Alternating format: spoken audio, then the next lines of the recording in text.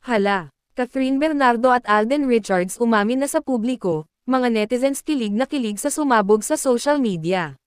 Sa gitna ng isang napakagandang gabi, nagkakagulo ang media at fans sa isang grand press conference.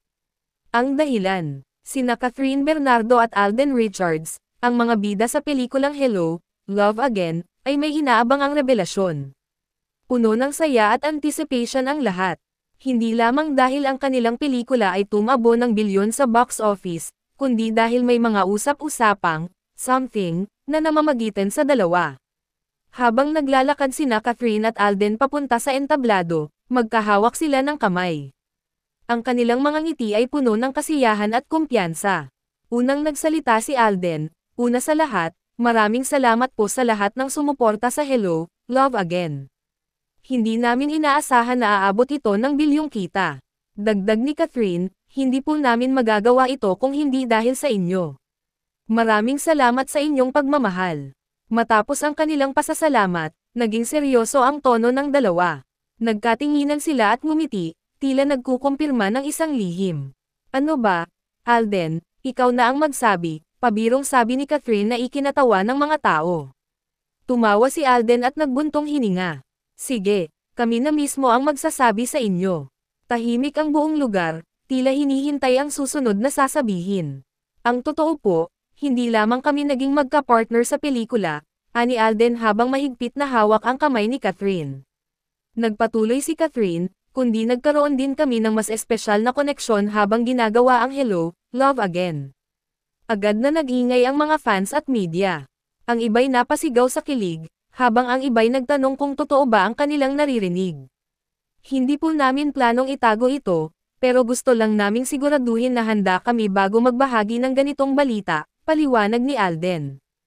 Tumanggaw si Catherine. Sa bawat eksena at araw na magkasama kami, naramdaman namin na hindi lang ito basta trabaho. Ang press conference ay napuno ng katanungan mula sa mga reporter. So, official na ba kayo? Tanong ng isa. Ngumiti si Catherine at tumingin kay Alden. Wala kaming label, pero masasabi kong mahalaga siya sa akin, sagot niya. Dagdag ni Alden, pareho naming gusto itong alagaan ng dahan-dahan. Hindi namin kailangang magmadali, nagbigay din sila ng update tungkol sa pelikula.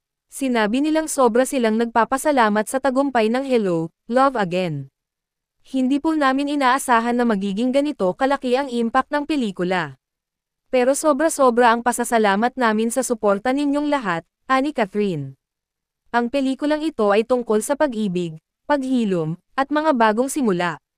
Siguro kaya rin ito tumagos sa puso ng marami, dagdag ni Alden. Sa gitna ng excitement, hindi naiwasang tanungin sila tungkol sa kanilang mga plano bilang mag-partner.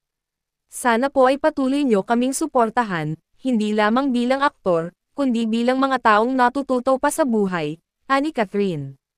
Gusto naming magpatuloy sa paggawa ng mga pelikula na may puso at mensahe, dagdag pa ni Alden. Ibinahagi rin nila ang kanilang mga paboritong eksena sa pelikula. Yung eksena sa ilalim ng ulan, hindi ko makakalimutan yon, ani Catherine. Pareho naming naramdaman ang emosyon ng eksenang iyon. Siguro doon din nagsimula ang aming espesyal na koneksyon, sabi ni Alden. Sa kabila ng lahat, nanatili silang mapagkumbaba. Sinabi nilang ang tagumpay ng pelikula ay dahil sa suporta ng kanilang fans at team. Maraming salamat din sa aming director at production team. Kayo ang tunay na bida dito, ani Catherine. Habang papalapit ang pagtatapos ng press conference, muling nagtanong ang media kung ano ang kanilang nararamdaman tungkol sa tagumpay. Sobrang overwhelming po, pero masaya kami na na-appreciate ng mga tao ang pelikula, sagot ni Alden. Nagpasalamat din sila sa isa't isa. Thank you, Alden, kasi sinamahan mo akong buuin ang proyektong ito, sabi ni Catherine. Salamat din, Kath. Ikaw ang nagbigay ng kulay.